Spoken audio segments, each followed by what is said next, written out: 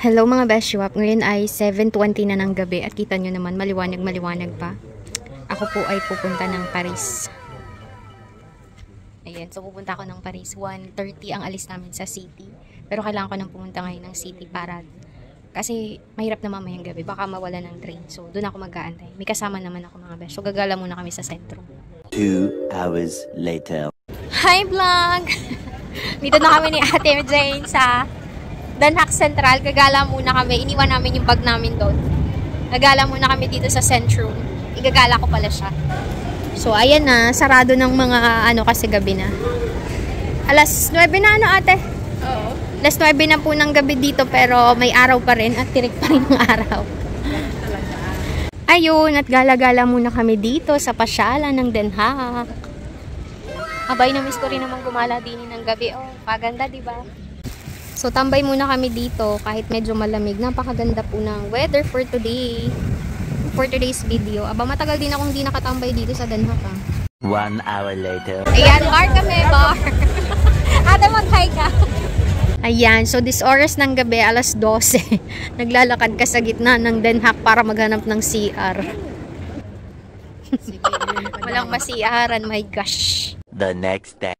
At ayun na nga mga Beshiwap, after 7 to 8 hours by bus, ito na po kami at nakarating na kami ng France. So, ang unang stop namin or ang binabaan namin is yung sa Arc de Triomphe. Nagulat ako na andyan na pala siya sa harap ng bus namin mga Beshiwap. So, napakaganda. Dito lang naman nagpa-fashion show si Heart Evangelista. Ang last na visit ko pa dito is 2019, before pandemic. September yun, kasama ko si Leia. Hello Leia, I hope na miss mo itong Paris. So, eto na nga, feelingerang frag si Inday at rumampa dun sa gitna mga Beshiwap. Ayan talaga, saktong-sakto. And then, after namin dun mag-picture sa gitna ng Arc de Triomphe, ito naman kami, pupunta kami sa pinakamalaking store ng LV. Alam niyo yan. Ito yung shopping district ng France or ng Paris. As in, makikita mo yung napakalaking opisina store ng LV. Alam niyo na yun mga Beshiwap. Hindi ko pwedeng banggitin ng buo kasi baka tayo ay makopyright. So, pagtapos namin magpicture doon, syempre, lakad-lakad pa rin. At napakainit ho that day. 36 degrees. My goodness. At pasensya na nga ho nga pala kayo at hindi agad ako nakapag-upload. So, after a few minutes ng by bus, ito, nakarating na kami dito sa may, Eiffel Tower. Pero, hindi pa kami pumunta dyan, mga Beshiwap, kasi last namin pupuntahan yan para dun sa light sa gabi, kasi maganda talaga ang Eiffel Tower. Pero, ayun, sad to say, 11 PM pa siya mag-iilaw at kami ay umalis ng mas maaga, mga Beshiwap. So, hindi na namin nakita yung pagkuti-kutita. Ayan na nga ang Eiffel Tower, mga Besh! Pagtapos ng Eiffel Tower, pumunta naman kami doon sa museum. Yung triangle, ano bang tawag doon? Nakalimutan ko na. Basta pumunta kami doon mga... Alam nyo ba, kahit detour lang dito, may ikot nyo ang buong Paris. Basta kayo ay darating ng mas maaga, like 6 or 7 in the morning. Mas maganda yun kasi wala pa masyadong turista. Kaso dumating kami is 9 or magte-10 na. Kaya medyo marami ng tao dito. At kahit saan sulok, kahit pagkainit-init ay napakarami pong tao at napakaraming Pinoy. Dito sa bus na inasakyan namin, may mga nakasabay kaming mga Filipino galing ng Spain. So, sila ay nagbabakasyon. So, kung kami naman ay from Netherlands, sila ay galing ng Spain. Nakala daw nila ay hindi mainit. Ay ganoon din pala. Kasi sa Spain, pagka summer ay parang Pilipinas ang init, mga Beshiwap. So, ari na nga ni ay napakaganda po talaga. Alam niyo yung, kung dati sa picture ko lang ang nakikita, sa mga video ko lang nakikita, ay unti-unti ko na pong naaabot, mga Beshiwap. So, konting bansa na lang ang hindi ko pa nakikita dito sa Europe. At ito na nga ang pinakasikat na fashion show, icon, ba ang tawag mo? Basta museum ng Paris, ayan. So, maganda yan sa, sa baba. May museum talaga yan, mga Beshiwap. Pero napakahaba ng pila, kaya hindi na kami pumunta. At ayan do, picture si Inday, video at change outfit na nga dyan si Inday, mga Beshiwap. So, maghahanap na naman kami dyan ng CR. Yun lang yung mahirap din kasi pag nasi-CR ka, napakahaba or napakalayo ng lalakarin mo para makapag-CR ka, mga Beshiwap. Pero tiyagaan lang talaga, ganun talaga ang buhay. So, ari naman ay papunta na kami dun sa Basilica, dun sa tuktok ng bundok. So, grabe, alam nyo ba kung hindi kayo marunong mag-Google Map at mag-navigate dito, maliligaw kayo sa pababa or dun sa, kasi ang subway nila or metro nila ay nasa ilalim or nasa tunnel. Hindi katulad dito sa Netherlands na nasa ibabaw makikita mo mga besyo. Pero ito talaga ay nasa ilalim. Ang pinaka-worst pa nito, hindi namin alam na yung aakyatan namin ay grabing taas, parang nasa pinakailalim na kami ng lupa, tapos umakyat kami ng pagkataas-taas, susmiyo. Dun ba yan naman ako hiningal ng maigi at unexpected yun na ganun pala kataas. Sabi ko, oh my God, akala ko naman ay joke lang, hindi pala. So, ari na nga at kami pababa ng pababa mga beshi wap. So, buti na na't magaling talaga si Ining mag-navigate. So, ari, pagkababa namin or pagkaakyat namin ng subway, ito naman yung aakyatin namin. So, ang tawag nito is Calvary or Calvario. Which is totoo naman kasi Calvario talaga yung pag-akyat mga besh. Kasi din sa France ay may bundok-bundok or pataas na part. Hindi katulad sa Netherlands na flat. Anong Netherlands? France pala, ano ba? Ayan, so ito yung sikat na pwede ka makabili dito ng painting. Well, nakabili ako dyan way back 2016 at nandun na nakaprame na sa bahay namin sa Maynila. At ayan, pupunta kami dun sa pinakang basilica at napakarami pong tao. Sobrang hilong-hilo ako dyan. Alam nyo, ito yung pagkatapos ng part na ito, mga beshuap, na-blackout talaga ako. Hindi ko talaga alam yung nangyari na inatanong pala ako ng waiter kung gusto ko daw ba yung electric fan na nakataas or nakababa. Hindi ko ba alam. Sumagot pala ako pero di ko matandaan. So, ako'y nag-aantay at sila ay nabili ng ng milk tea, something like that. So, ito naman yung sikat na Moulin Rouge. Alam niyo ba yung pelikula ni Christina Aguilera na Moulin Rouge? Ayan. So, dyan yan mga besyo. May ticket yan. Pwede kang pumasok dyan at may show mga besyo. Kumain kami dyan sa tabi nung Moulin Rouge, may restaurant dun at ako ay na-blackout. Hindi ko alam ano nangyari. Siguro sa sobrang init at pagod na yun mga beshop. So, at this point, kami naman ay papunta dun sa isang park or museum. Kaso, pagdating naman namin doon ay hindi naman kami pwedeng pumasok dahil maraming bit-bit. So, kami ay namahinga na laang mga beshop. Kami naghiga-higa dun sa damuhan. Pagod at haggardness ang inyong inday. Pahinga muna sa damuhan. Grabing init kasi dito. Ito lang naman yung pupuntahan namin, no? Ayan, yan yung Grand Palace, France. Yan yung palasyo nila, Charis. Ayan, pagtapos magpahinga, ito na. Ito na nga kami mga beshiwap. Grabing pagkainit-init. Alas 6 na hulang gabi. Oh my God.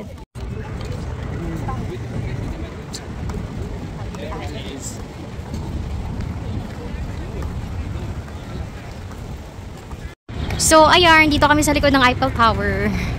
O, di ba ang taas niya? Yung gumagala ka, tas ganito yung background mo. Wow! Eiffel Tower in France! Magaganyan sana kami kasi super init naman. Yan yung Eiffel, oh. Wow. Ganito karaming tao.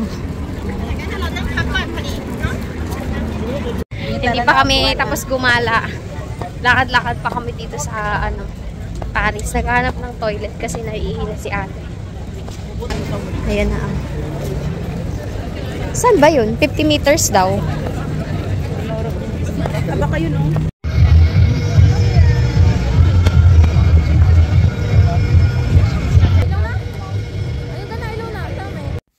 Ayun, 1 hour kami nagantay para makita ang kumukuti-kuti top ng Eiffel Tower pero hindi siya umilaw kasi 11 PM pa 10:30 dapat makabalik na kami dun sa pick up point ng bus. So that's it for today's video mga besh.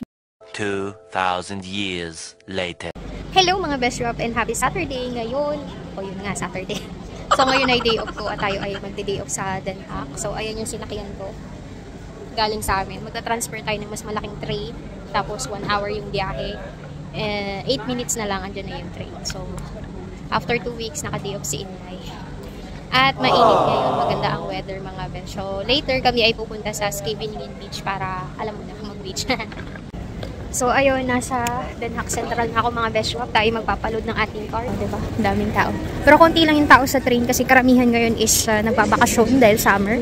At walang pasok ang mga bata out of the country. Magpaload tayo. So, bibili muna tayo dito ng stick o para dun sa anak ng kaibigan ko. Kasi nag-antay pa ako ng take out ko ng kare-kare. Doon ako magla-lunch mga besh. Hirap mag-vlog pero sige go. Meron ako nabiling Milona. Tagal ko na di nakakain ito, tsaka stick o. Yung stick o bibigay ko sa anak nga ng kaibigan ko. Kasi Milona, ay tamang-tama mainit ngayon mga besh. O, diba? Ayan, vlog pa more. 3 hours later. Change outfit na si Inday kasi papunta na ng beach.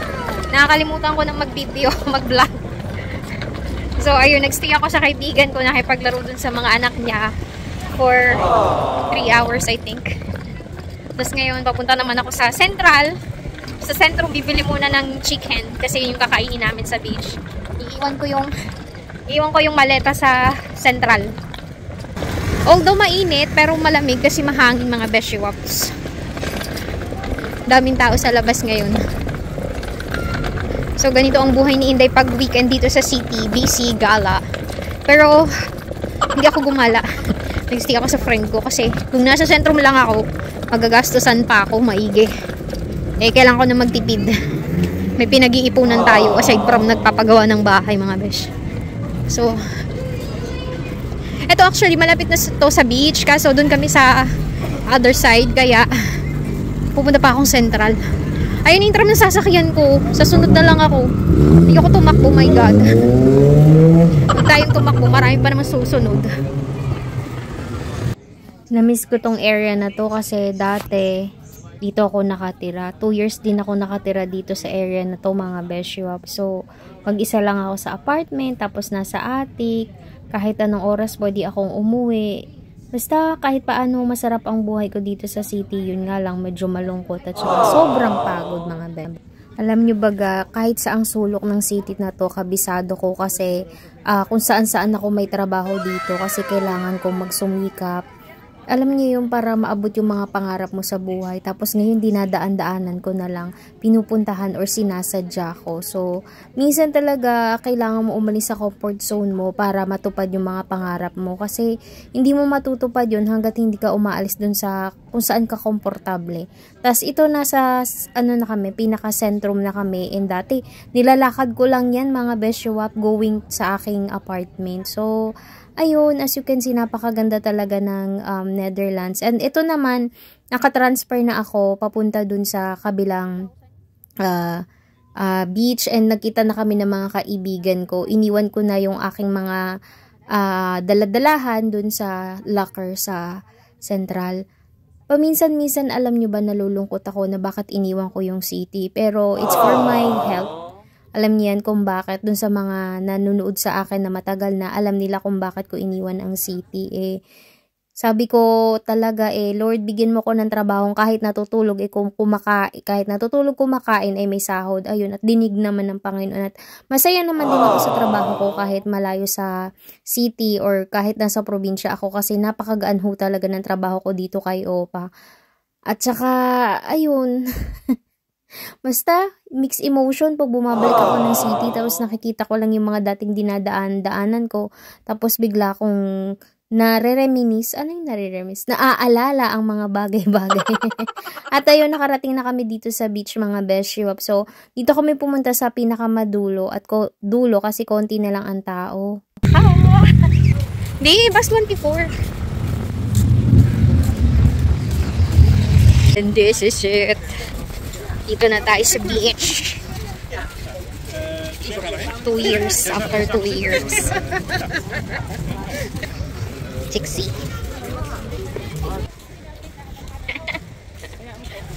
Ayan. So, ito yung mga beach. Muna tayo doon sa gitna. So, yeah.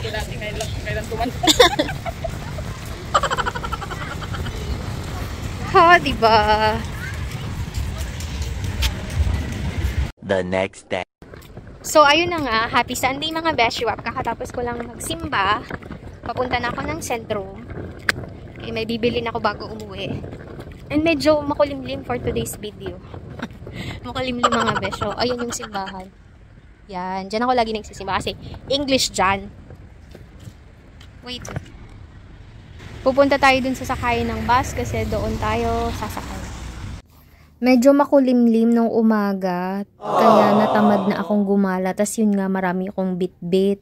Iiwan ko sana dun sa Filipino restaurant, pero naisip ko na umuwi na lang kasi gusto ko nang magpahinga. Ayoko muna talagang gumala mga beshi. Gusto ko lang pahinga. Ganun. Tapos nung paalis na ako, mga bandang alauna, aba ay uminit naman. Walang dyong panahon talaga mga besyo. Pero okay lang, at least pag uwi ko nakapahinga ako bago ako mag-intindi for dinner namin ni Opa. Nagulat pa nga ni si Opa at sabi niya, oh sabi mo alas 8 ka ng gabi darating. Pero dumating ako alas 3:30 ng hapon. So sabi ko kasi gusto ko lang magpahinga besh.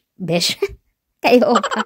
Tapos ito, maaga pa to, 12 pa to, kaya wala pa masyadong tao dito mga beshiwap. As in, mga alauna, alas 2 pa sila lumalabas dito and wala pa masyadong Pilipino. And then at the same time kasi, busy yung mga kaibigan ko, kaya wala akong kinita that day. 1 hour later. Nasa train ako mga beshiwap. Uuwi na lang ako ng maaga kasi malabo yung kausap ko. Try lang tayo mag-get.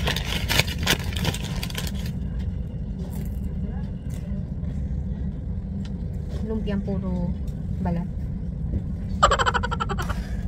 At ayun, umandar na nga ang aming train mga beshwap. Alam nyo bang nakatulog ako sa train sa sobrang haba ng biyahe kasi mga 1 hour and 45 minutes yung biyahe ko. So nakatulog talaga ako kasi dun ako sa pinaka dulo, so walang istorbo masyado.